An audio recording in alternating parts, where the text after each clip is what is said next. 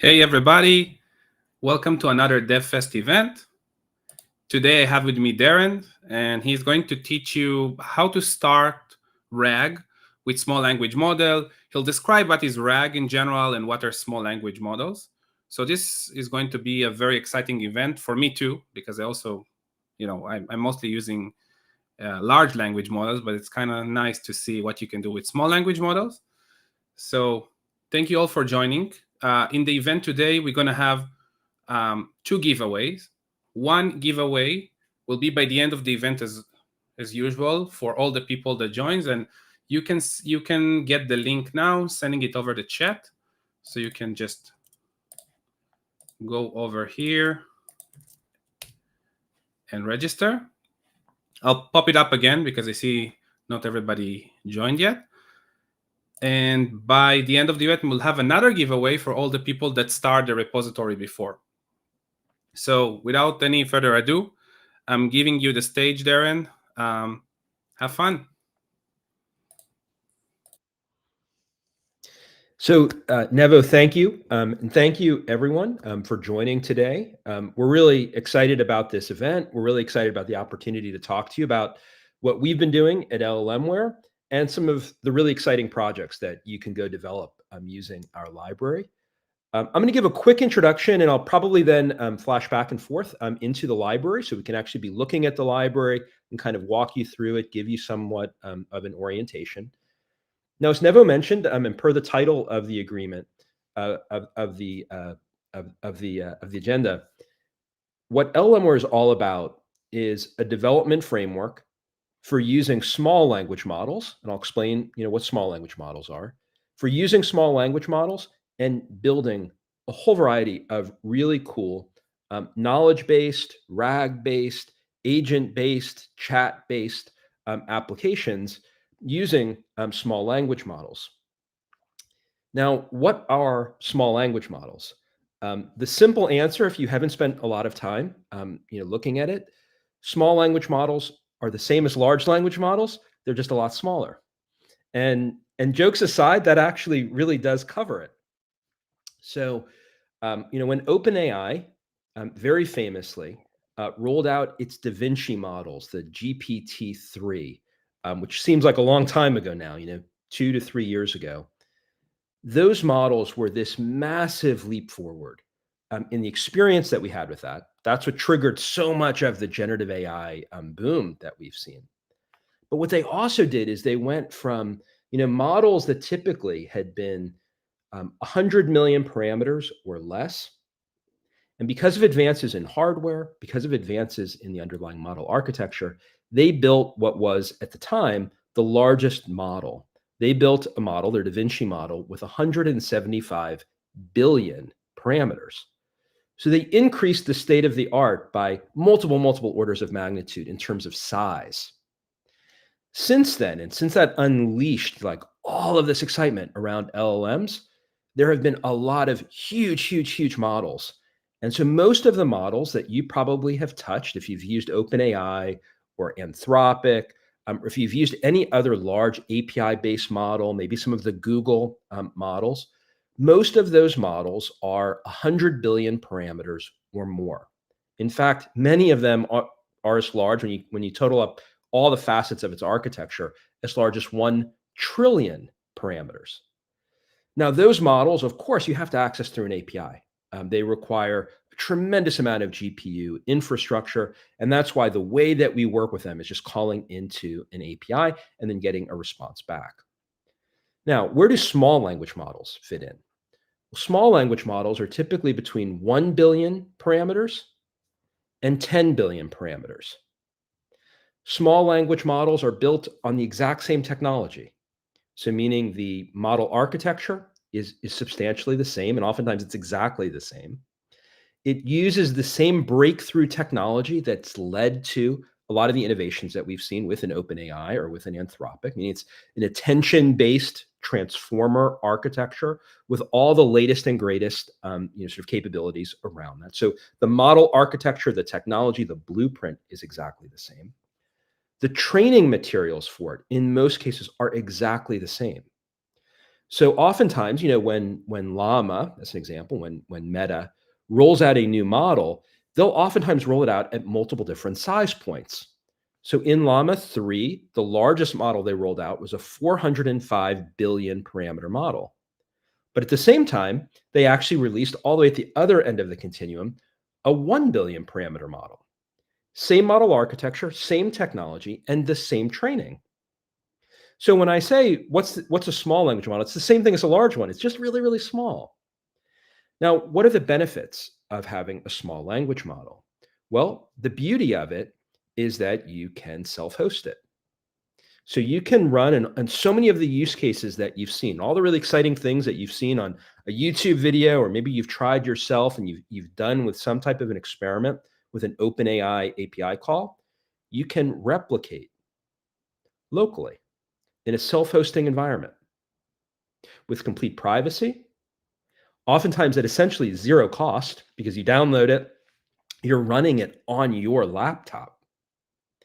And then the beauty of being able to do that is, think about it like from all of us as a way to learn, is you can touch the model, you can experiment with it, you can do all kinds of things because that model is smaller, it's more accessible, and it's running entirely on your local machine.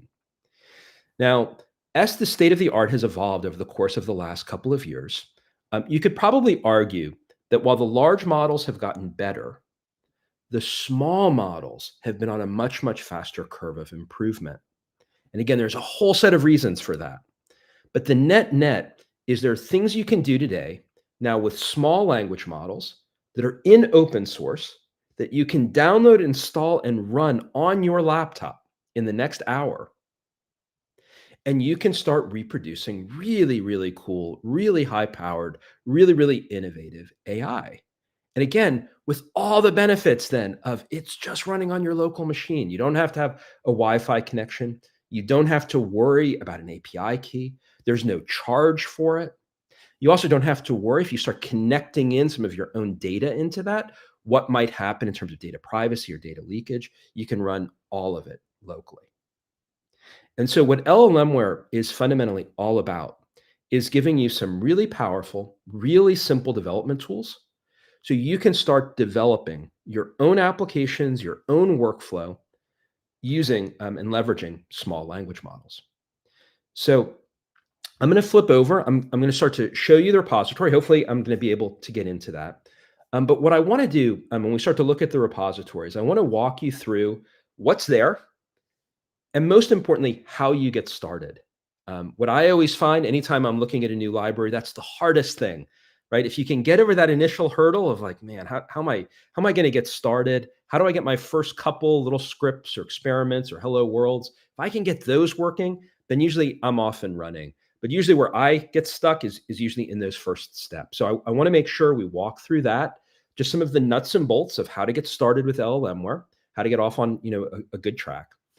And before I do that, I guess the one last thing I wanted to say is we've designed LLMware to be really, really powerful. So if you're an advanced developer in Python, if you've done a lot of work, with machine learning and models, if you're a data scientist, you'll really like working with LLMware. On the other hand, though, what we've really tried to design in building a development framework is one that's really simple and easy to get started. So on the other hand of the continuum, let's say you've never even programmed in Python before. LLMware could be a great way to learn and a great place to start.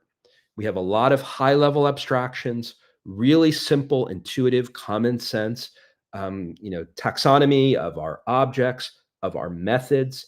And then throughout our library, we have over 100 examples, all of which are ready to run and all of which actually are heavily annotated. So you can start to see how something works and how step-by-step you can start to build up those skills. So please don't worry.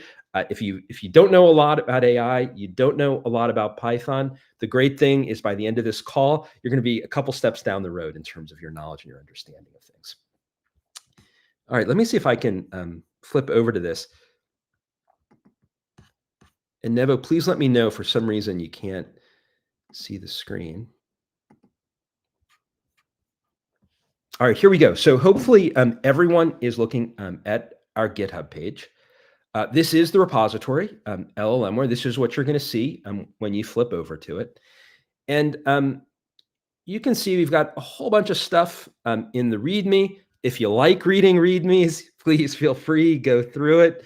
There's a lot of examples, a really nice overview of some of the key features of the library, each of which you can open up, gives you kind of a nice little inline snippet of example code.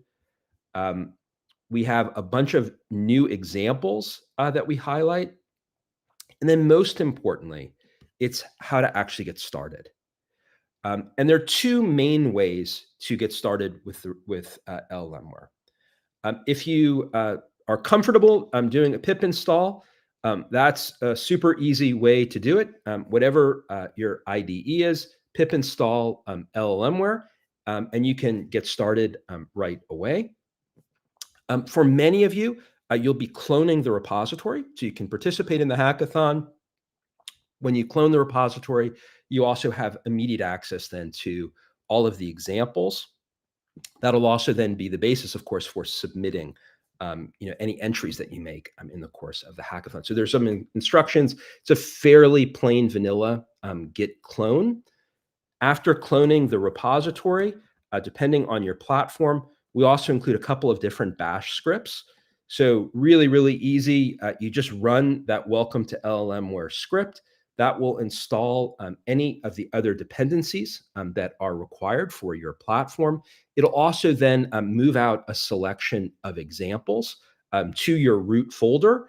So if you are working on the command line, you can literally run those examples straight away from the command line without having to do any other manipulation with the library.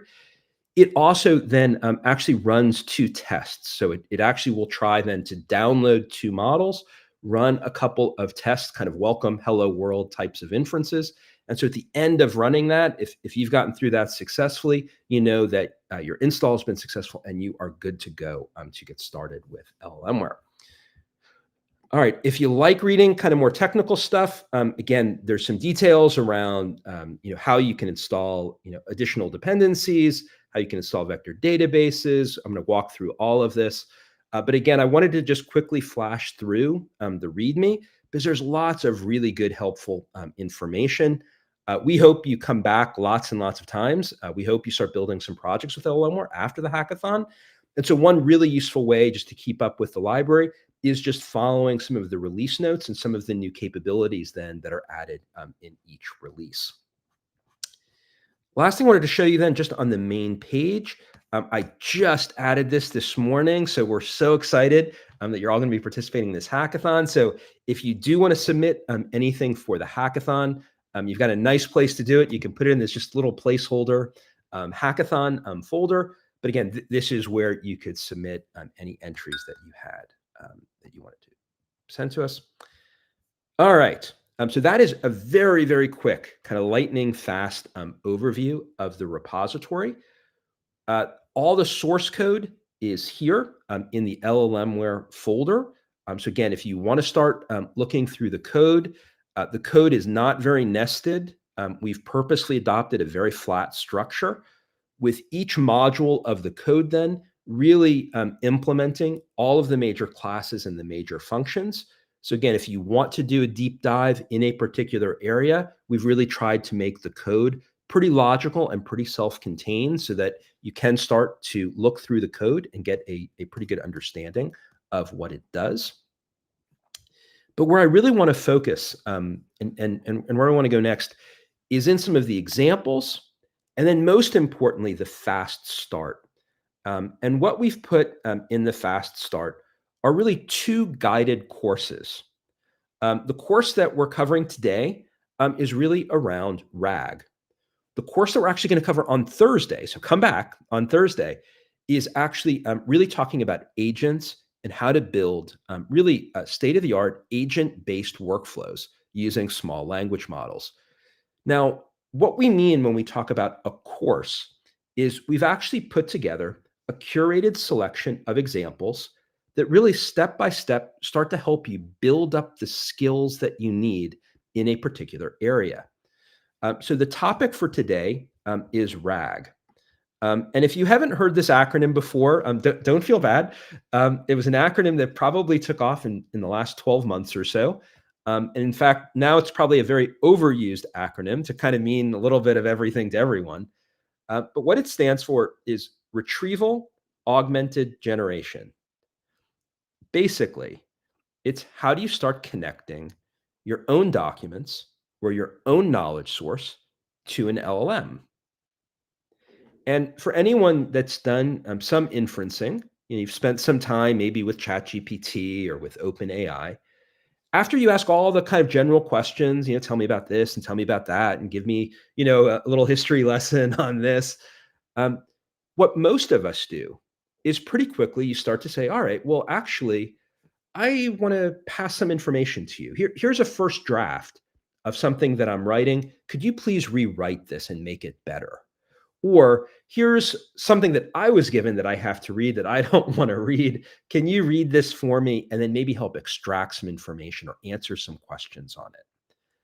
All of those are simple examples of RAG, retrieval augmented generation, tying in some knowledge, documents, data with an LLM. And probably in 2023, most people started to think, well, the killer use cases for generative AI in one form or another are going to be RAG based, connecting knowledge into an LLM. And that's fundamentally what our RAG course is all about. So, what we have, and when you open up the repository and start to look through this, there's actually 9 examples. I'll actually start to open up some of the examples. We can start to look at some of the code. But what they've been designed to do is just step by step to build on each other, assuming for the very first example, you have just about no knowledge. If you can get into a Python environment, that's about the only real prerequisite in terms of skill. But once you open up that file, you can get started right away with some examples that work right out of the box and start to show you some really cool things. So let me start to give you an overview of it. All right. So not to skip over some of the basics, let me just take a second, just in terms of platform. We run and test on all of the new Mac Metal platforms, so M1, M2, M3. We do a ton of work and a ton of testing on Windows platform. So just about any Windows environment, you should be fine. And then on Linux, we do all of our testing on Ubuntu series. So starting with Ubuntu 20, 22, and beyond. So if you are going to be working in a cloud environment, a Google Collab, or perhaps something on AWS, or maybe something that you have through work or through school, please, Ubuntu 20 and up is probably the best environment to work in. As I said, just about all of this can be run on a local laptop. The only caveat is really memory. So if your laptop has less than 16 gigabytes of memory, a lot of the examples and stuff are still going to work, but just be prepared. It's going to be pretty slow. So if you can find an environment with 32 gigabytes of RAM, and if you can find an environment with 16, if you can find an environment with 32, you can run just about all of these examples and have a really, really nice experience running locally. Python 3.9 and up. We haven't really done testing on 3.13. So if you do run into any issues, or if you have any problems, if you are running a 3.13, let me know. Most of our testing is on 3.11 and 3.12. The latest version then is 0.3.7 of LLMware. So if you clone the repository, that's the version that you'll get. If you do a pip install, that's the version that you'll get as well. All right. So now let's actually jump ahead. One other thing I guess I should mention is we do a ton of videos. So if you like consuming videos as a way to learn, you're going to love this, because for each one of these examples, we actually have videos. So go to the LLMware YouTube channel. You can check out the video. You'll see and hear me talking. So it'll be like, wow, I just saw that guy in the webinar and now I'm watching his video. It'll be just the same experience. And then I actually open up and walk through each of the examples, explaining the background of it, walking through the code step by step, and then actually run the example as well. So you can actually see what that output is and make sure that it's matching up with what you're seeing when you run the experiment. So check out some of our videos, the tutorials as you walk through this. And then again, I'd encourage you, stick around because there's a whole bunch of other like really great, really cool video content with different demos and examples that we've rolled out on YouTube as well. All right. Okay. I don't know. Neva, should I pause maybe for some questions, or should I just keep going?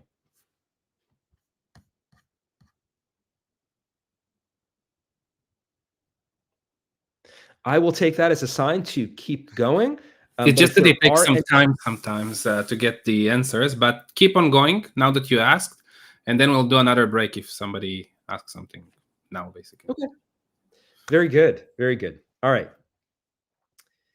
Now that we've covered just some of the basics and a basic overview, now I want to turn to the actual tutorials that are in this Fast Start course. We've broken this down into 3 sections. Each section consists of 3 examples. In section 1, what we're really trying to teach is just to get familiar with some of the core building blocks and the main components of doing retrieval augmented generation. And there are really 3 pieces to this. The first is what we call a library. Put differently, it's how do you build a knowledge base? How do you take a set of documents, files, Word documents, text files, Markdown documents, Wave voice files, PowerPoints, PDFs? How do you start taking that type of raw set of documents and converting that into an organized AI-ready knowledge base? That's what the exciting thing that we're actually going to cover in the first example. In the second example, once you've done that, once you've gone through the process of parsing and extracting all the information out of all of those document formats, broken it down into text chunks, captured and organized all the metadata, indexed it in a database. Once you've done all of that, then the next key step is called creating a vector space, or what's oftentimes referred to as a set of embeddings, where you actually go back through that document, you run it through a special model, and what that model does is it converts a chunk of text. Think about it in your mind of like a paragraph of text. It converts that paragraph of text into a large array, an array of a whole bunch of float numbers. And the benefit of that, if you think about it, if you kind of remember like kind of basic principles of math, it's essentially it's an information compression. It's a mapping. It's a transformation. It's going from something that's really kind of hard, let's say, to assess, just a piece of unstructured text, and it converts it into a geometric space with essentially a set of coordinates. Once you have that, what you can do is you can create a whole vector space, an embedding space of all of these different chunks of text, all of which you can now picture on almost a scatter plot of representing different points in the geometry of this vector space. And then most importantly, you can start figuring out the similarity between them, where 2 pieces of text that have very similar vectors that are geometrically close to each other are interpreted to have very similar meanings.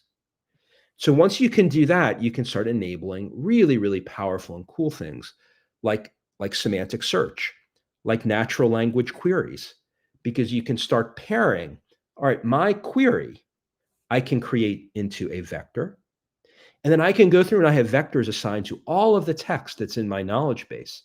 Now, what I want to know is of all the text that's in my knowledge base, which piece of text is going to help me to answer that question by virtue of its similarity or by virtue of how close it is in this geometric space. So that's the second key topic that we're going to cover, is actually creating this type of vector space and all the powerful applications that it enables. And then the third key piece, which in some ways is the really fun part, which is we're going to start running some local models. And we're going to show you a whole series of ways that you can really, really easily discover models, load those models, pull them down onto your local machine, start building prompts, start getting responses, and you're off to the races in terms of using small language models on your local machine. So those are the 3 key steps that we're going to cover in the first section. Once you get some of those foundations in place, then we move on to section 2 and then on to section 3, where we build on some of those key skills with more end-to-end and more complex scenarios. So in the 4th tutorial, we actually show a simple but an end-to-end RAG use case using text queries. In the 5th one, we actually tie in embeddings and show how you can use semantic queries. And then finally, in the 6th video, we actually show some really complex retrieval where you can start sifting through, a larger collection of documents, selecting certain documents, finding key information in it, and then really seamlessly integrating it into prompts to do some pretty complex and pretty interesting work, actually using some contract documents. And then finally, in section 3, this is some of the ground that we're going to cover on Thursday in the agents section, but we wanted to introduce it in this RAG track as well. So again, some advanced patterns that really tie into RAG today of how you use models for function calling, how you start integrating some basic agent capability into a RAG process. And then finally, 9 is actually an end-to-end use case that, again, is super cool, where we actually build dynamically a 30-key report by making a whole series of different function calls and then integrated in with 2 different external services. So I hope this kind of whets your appetite, gets you a little bit kind of jazzed up and excited, because again, we want to go from a lesson 1 through lesson 9. Each of these are self-guided. Each of these are copy and run type of examples. So if you're motivated and you sit down after this call, you could probably work through most of these examples in the course of 2 or 3 hours and think about how much you're going to learn in terms of moving up the curve, in terms of really understanding small language models, how to start doing some really cool things around retrieval augmented generation. All right, so let's dive into one of the examples.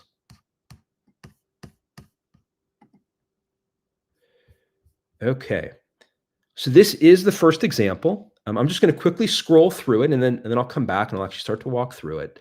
But what you can see, we provided a lot of annotations. We wanted to provide comments that really, even if you don't know Python, you should be able to, with a little bit of setup, be able to get started and start running this and understand what the code is actually doing. So here is the example. Okay. Now, if you are familiar with Python, and I assume most of you probably are, this is basically the run. This is where the script will actually start. And so I'm going to start here, and then I'm going to come back to the top and actually show you the main function and what it does. But in this example, we're going to create a library. And we're going to create a library from a set of sample documents. And it's one of the things that we found actually makes it a lot easier to get started is by providing a set of sample documents out of the box. So in the main function, we're actually going to pull down a whole set of sample documents. And that's the sample documents that are listed here. These will be cached and saved locally in your main home path under LLMware data sample files. So it will create that folder directory. And then within sample files, you'll find all of the documents that are listed here. A set of 500 UN resolutions, 40 invoices, 15 contract agreements, 80 larger group of arrangement of contracts, financial documents, which are annual reports and earning statements, and then small library, which is just a very small mix of 10 kind of small and mixed format kinds of documents. And really, we wanted to provide these because it makes it so easy then to get started. You don't have to worry about finding your own documents or test cases or how am I actually going to use this.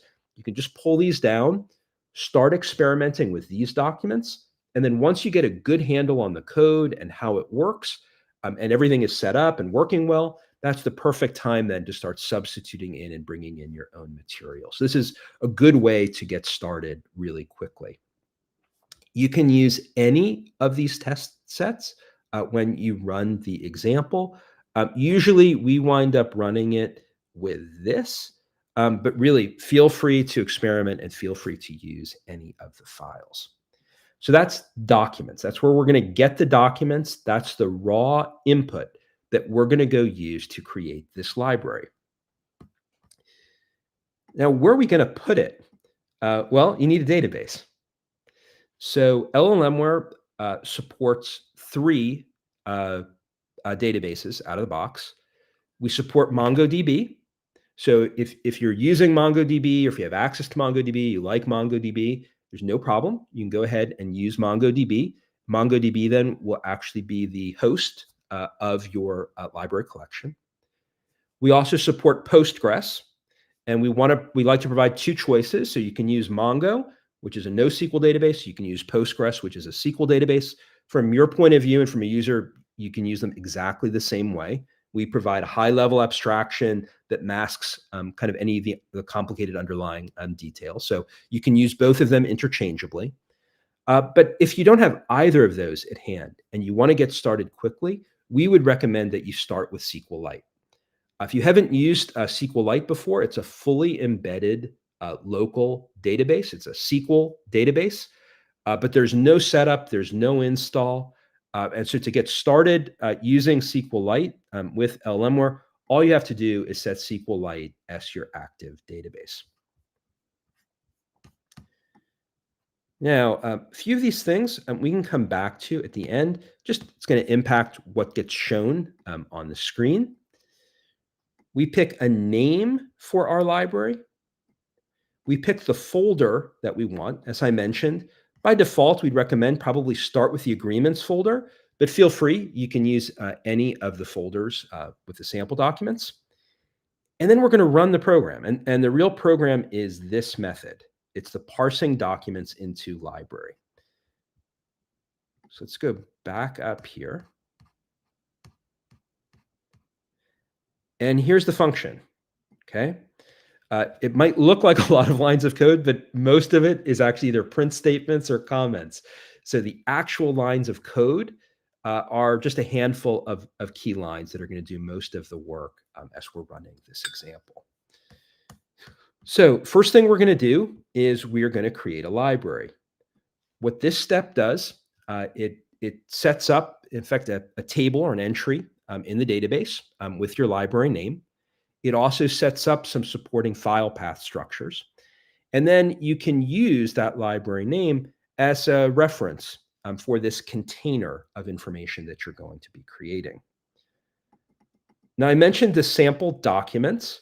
All you have to do is run that command. So what this command does is it pulls from an AWS folder managed by LLMware, where we provide these sample documents, and then it'll install those sample documents, as I mentioned, in your home folder. So something like users, your name, and then LLMware data / sample files, and then it'll have folders for each of those different document types. So that will install the sample documents for us. Now this line looks so innocuous. It doesn't even look like it's doing anything. Oh, we're going to add files to the library. That sounds great. This line, line 43, is really powerful. And that's doing most of the work in this first example. Now, think about a PDF document. PDF document and the sample that we're going to use, each document is around 15 pages. And PDFs, if you've ever tried like copying and pasting from PDFs, extracting information from it, if you really want to have fun, open up a PDF file in your text editor, and you can actually see it. And again, it looks like gibberish. It doesn't look like you can't see usually any of the text that's in that document. And that's the PDF document format. that specification for a PDF includes a whole variety of obfuscation techniques. It has a very complex data model of how the information is represented in a PDF. It zips up. So within a typical PDF document, most of the objects that are in that document are zip files. So you have to unzip them to be able to see any of the content. And it has a very complex encoding scheme that can change from one document to another, and even within a page to page of a PDF, it can essentially represent byte level information very differently. So how do you actually get information out of a PDF document? That is the magic of parsing.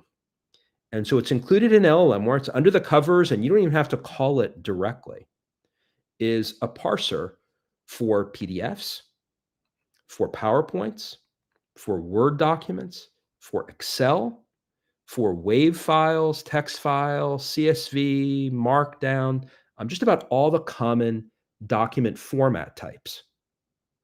And now, again, at some levels, that's a pretty low level like implementation detail, right? So we actually put a very high level interface on top of it, really, really simple to understand. What you want to do is you want to create a unified knowledge base of all of this information. That's your library.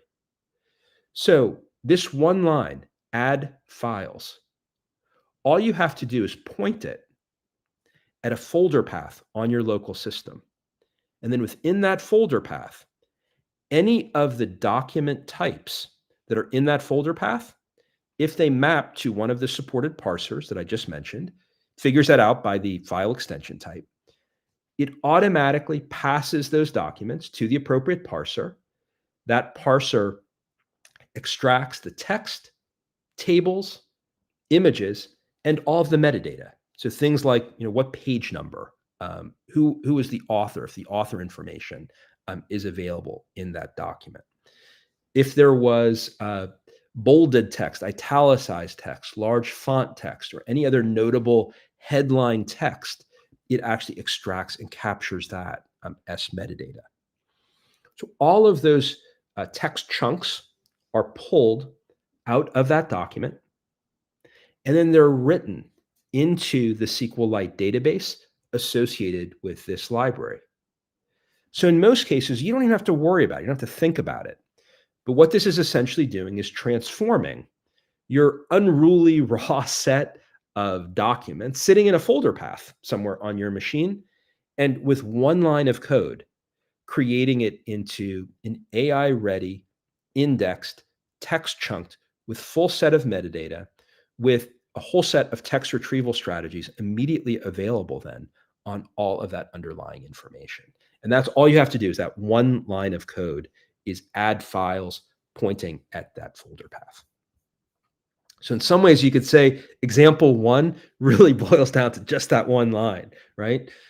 So now what follows is we wanted to show you, and again, you can walk through this when you walk through the example, just some of the metadata and the information about your library. We conceptualize that as a library card. You can see how many documents, how many individual text chunks, or what we refer to as a block, how many blocks are there in your library collection. You can look then at some of the folder archives that are created around that library. And now, let's say you do this and you're like, oh, I want to add more documents. No problem. Add files. So you could incrementally keep adding more and more files into a library. A library could easily have thousands of documents and scale even on a local system to high hundreds of thousands or even low millions of individual text blocks with still pretty good underlying response time. If you decide I want one library that's on this topic, another library that's on another topic, no problem.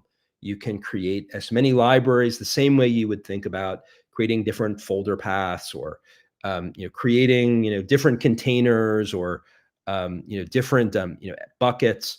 However you want to think about it, essentially the library is just a very flexible container. Put as much in it or as little in it, depending upon how you want to organize your information.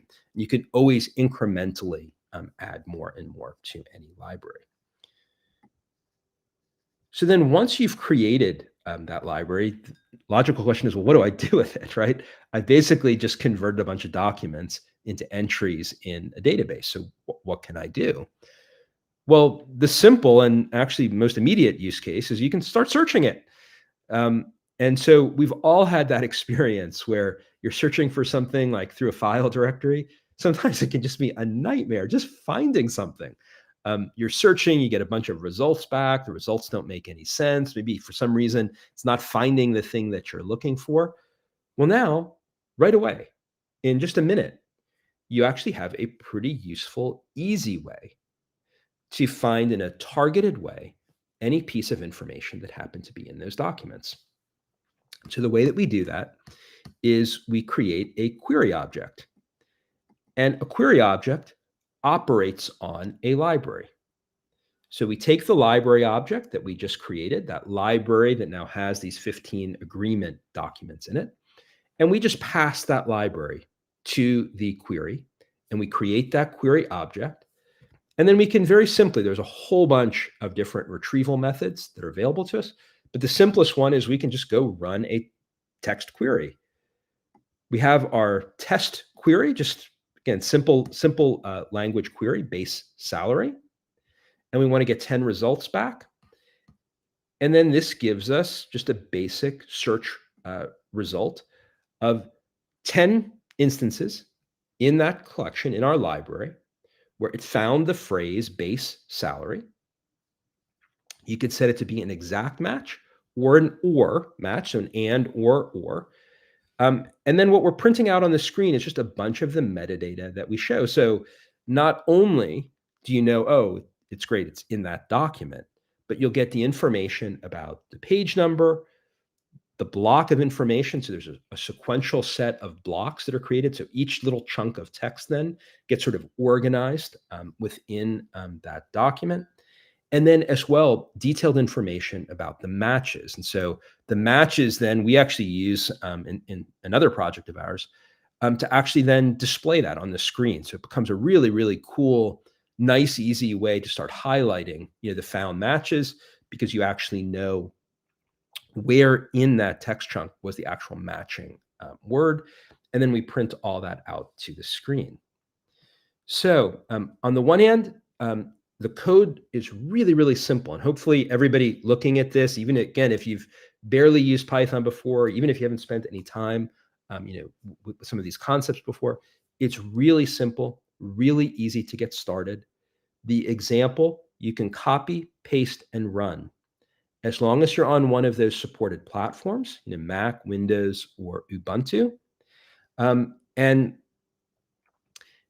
the sample files will be pulled down. And again, in a few minutes, you can start, your journey to RAG with small models by getting started in building up your first library. So again, I'll just sort of quickly pause here just for a second, just to see if there are any questions on this first example before we actually move on to the next one.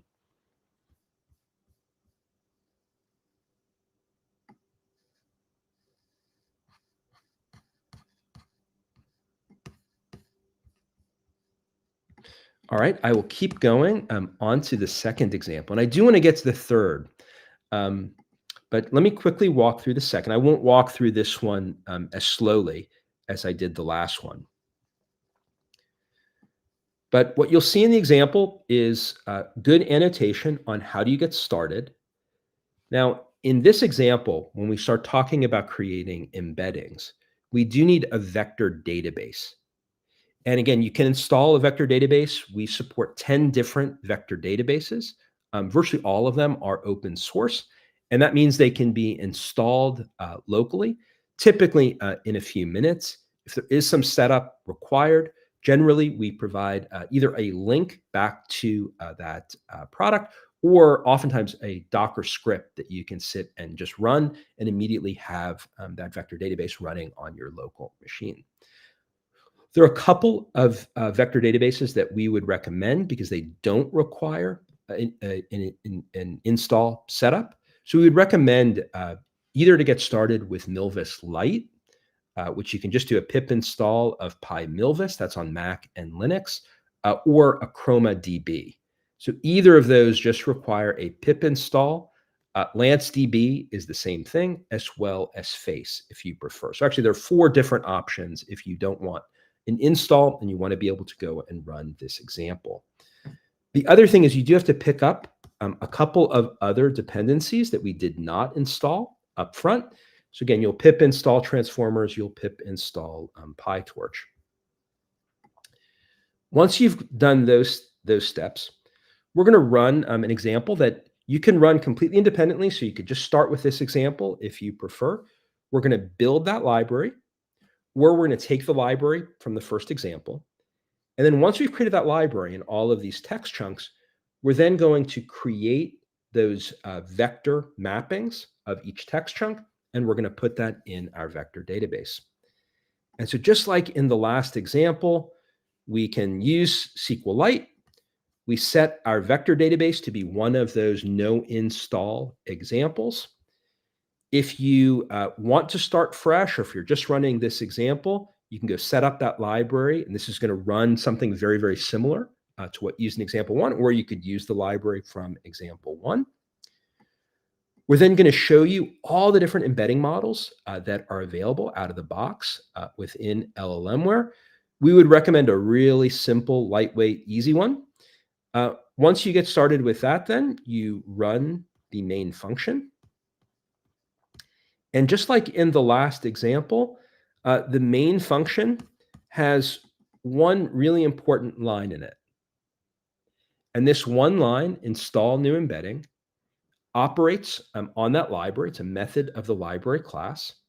You pass that embedding model, you pass the vector database and the batches that you want. So it's going to be embedding thousands of pieces of information that are in that library.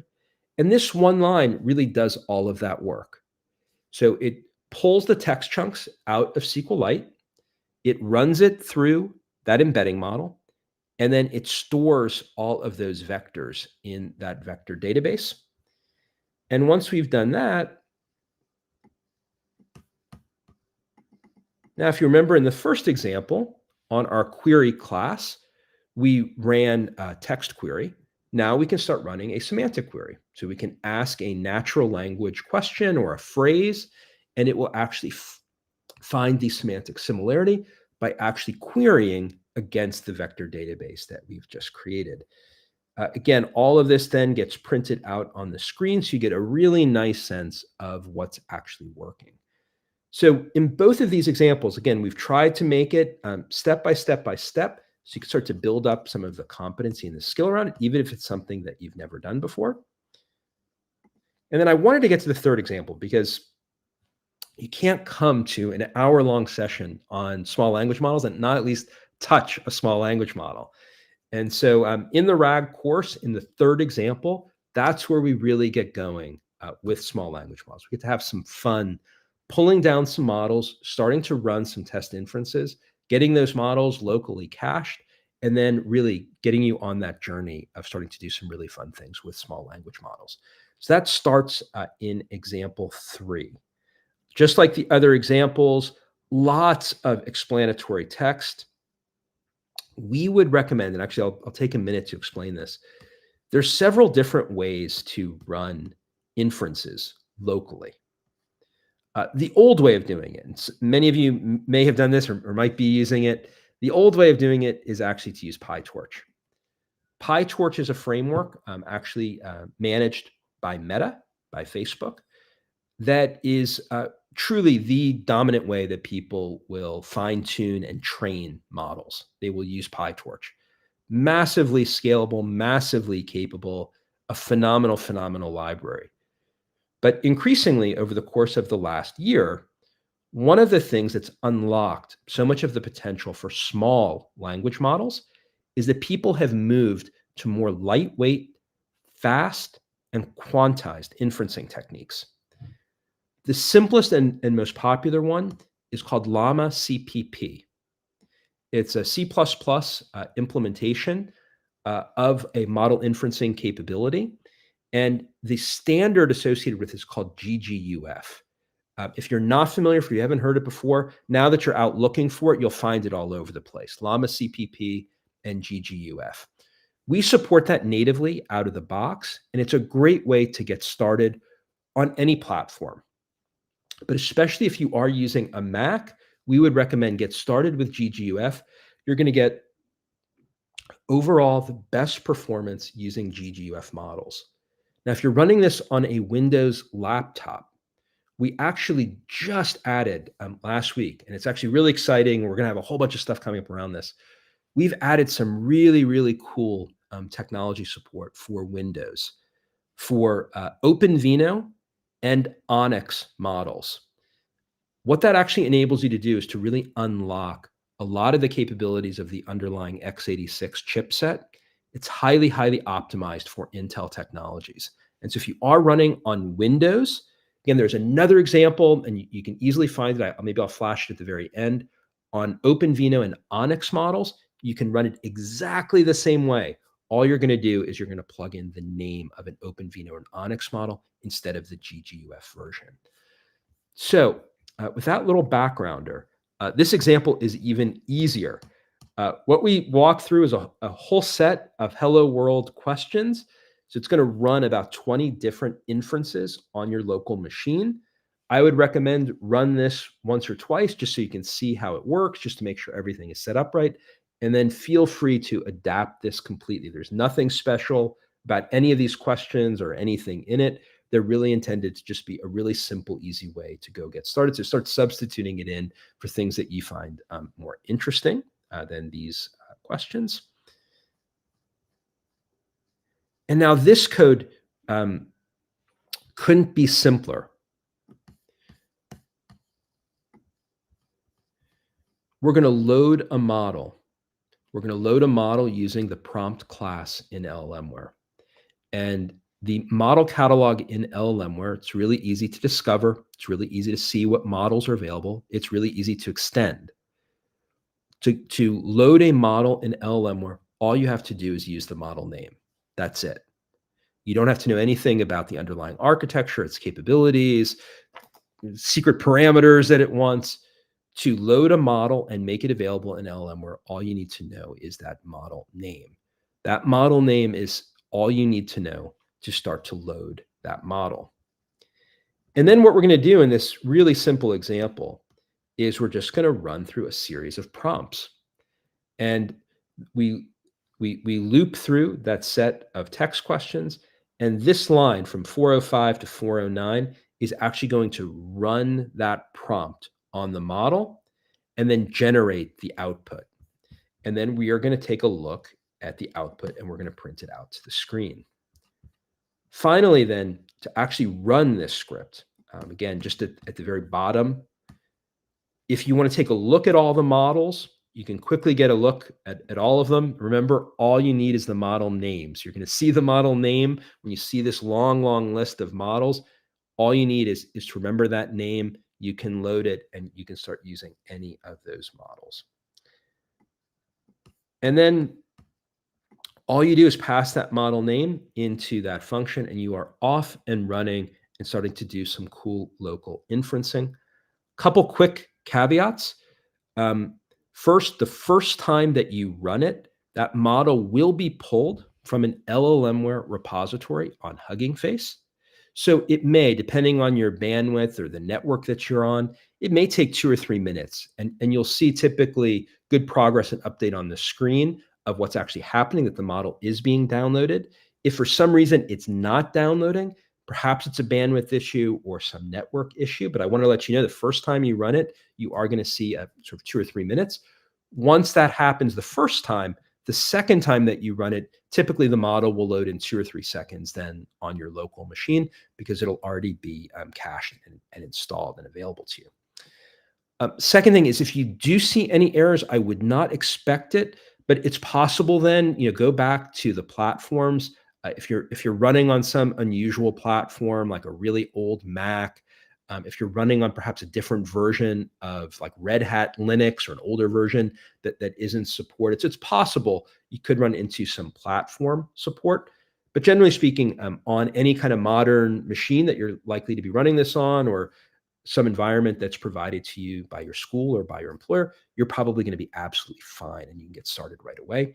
The last thing I wanted to mention is while we would totally recommend that you get started with small models, we know that a lot of people are more comfortable or you have more experience using an open AI. You can use GPT-4. All you have to do then is set as an environment variable your open AI key. And then the same script will run, except instead of running through a local model, it'll start calling that open AI model.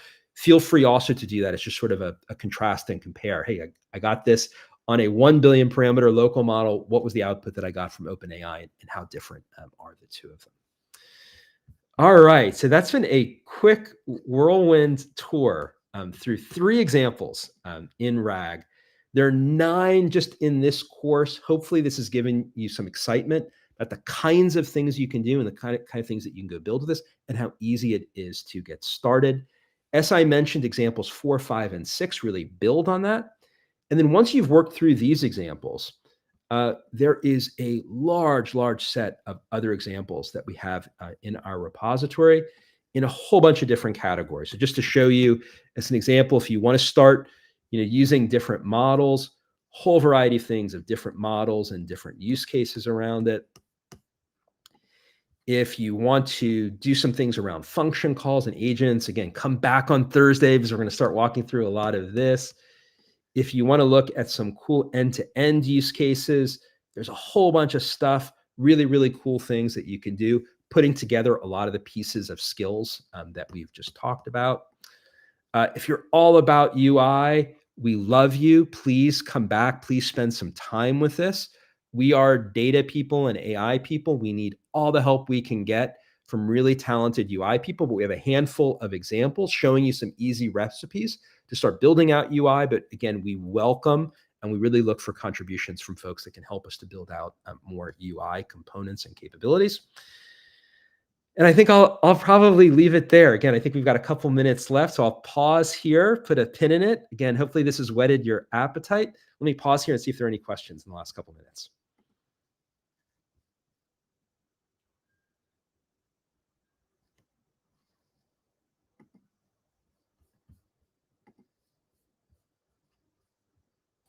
All right, we have a few questions here. Let's see. So people ask, there is an internal hackathon for LLMware. If so, where can they find the details?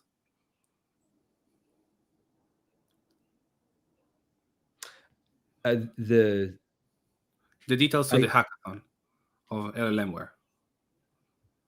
Oh, maybe you could share, Nevo, just what they should do if they're interested in participating. I thought there is like an internal one for LLMware, not the devfest. So if there is, Nami probably can share it in the chat with everybody. All right. No, we're fully integrated. So anybody here that's participating in the devfest, that's what we're aligned to. So follow those procedures, and you'll be doing everything that you need in terms of LLMware. All right. So what else? People are asking here. Are there any good first issues in LLMware that people can take on? Yes, I skipped over that, but totally. Please go check out the issues, and we're adding a bunch more. But there are a handful of issues, and we've highlighted those as good issues. But really, if you'd like to contribute, please feel free. Raise an issue, join a discussion, come to us on Discord. We're totally open, and we really welcome ideas and contributions. So if there is something that you're looking to do, please let us know.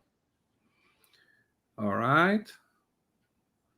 Let's see. Swaggling, looking for UI. Okay. What about the UI contribution? Can they need to do it themselves, or there is some reference to where they can find it? So I would start with some of the examples. And again, for those who are coming from a Python world, I think you'll be very familiar with things like Streamlit or Gradio. Certainly solutions like Flask, so a Flask-based web server or fast API. Certainly we use all of those technologies and have examples around it. We also have integrated recently PyWebio, which is a really cool kind of web socket you can push and create really nice visualizations of complex data pipelines. We have a couple of chatbot UI examples built using a variety of those different technologies. But we would love I think just some out-of-the-box creativity from the JavaScript community, whether it's with React or whether it's with other lightweight JavaScript frameworks, where we can really create some very compelling visualizations integrated into our core data pipelines, which are mostly Python based. So there's a bunch of stuff there on the site, but really we're very open if you've got some other ideas or other ways that you think we could take things. Actually, there is one idea here going on in the chat. One of the sponsor of the event is also TypeI, which is an alternative to Striblit. So you can also use TypeI with basically with LLMware. Totally, we would love it. I will add it actually as a good first issue. Totally, we would love that. All right, perfect. Thank you so much, Darren. Thank you for having this event. Really awesome. I can't wait to see what people will do. So thank you, and we'll move now to the giveaway. Great. All right. So many of you asked in the chat, where is the link? I intentionally didn't put it because I want people to join when the event starts, to listen to LLMware and then fill up the link and not just come in the end just to get the swag. So this is why the link was not published. Right now, we have 81 submissions. I'm going to share with you, like always, with the Wheel of Fortune. If you edit your name multiple times and we get that name on the wheel, I'll just have to disqualify it and move to the next person. So let me share with you the wheel.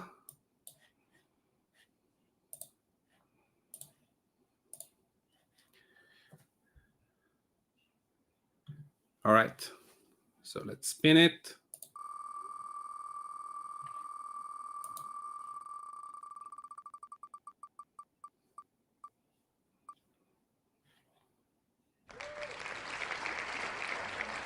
All right, coding for noobs 2. Are you here with us on the chat? Let me first of all see that it's not a duplicate. Yeah, only one time. Let me see your GitHub if possible. Okay, Pra. Okay, it's our mod, Pra. Okay, are you here with us?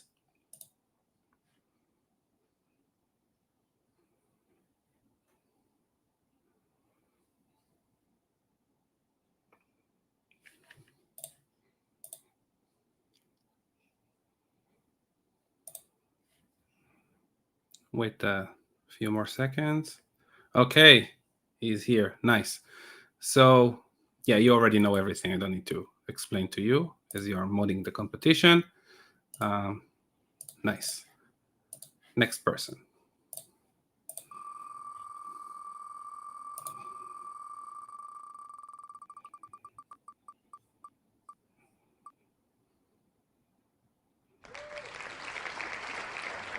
Arushi N4. Are you here with us?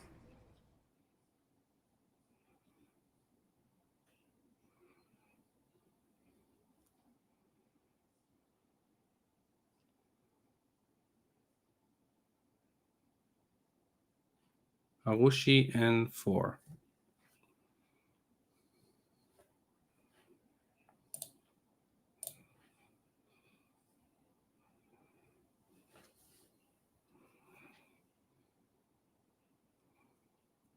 Okay, I'm doing the next person.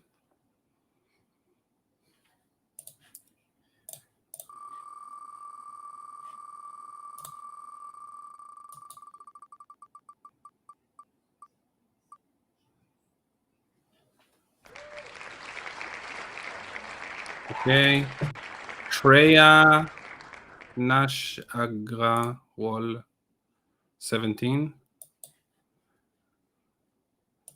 Let me see that you're on. Yeah. Are you here with us?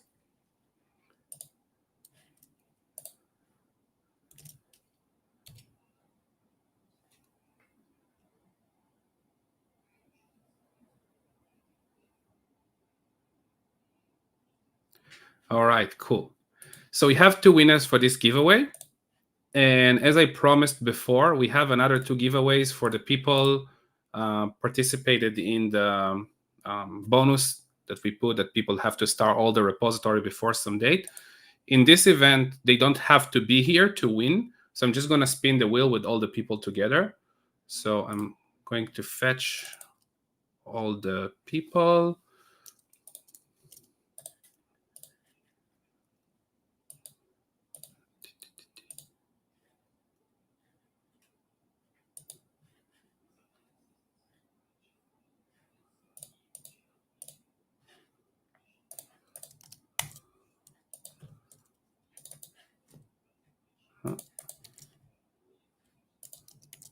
Okay, that's a lot of people.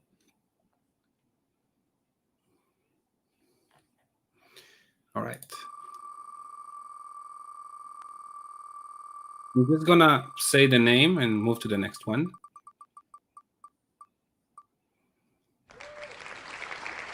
Bedringer, right? I don't know. That's the handle. So I'm just gonna mark it.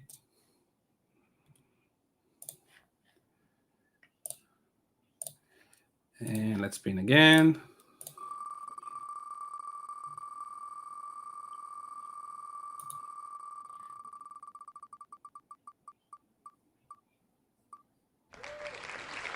Okay, Payush Dev 2006.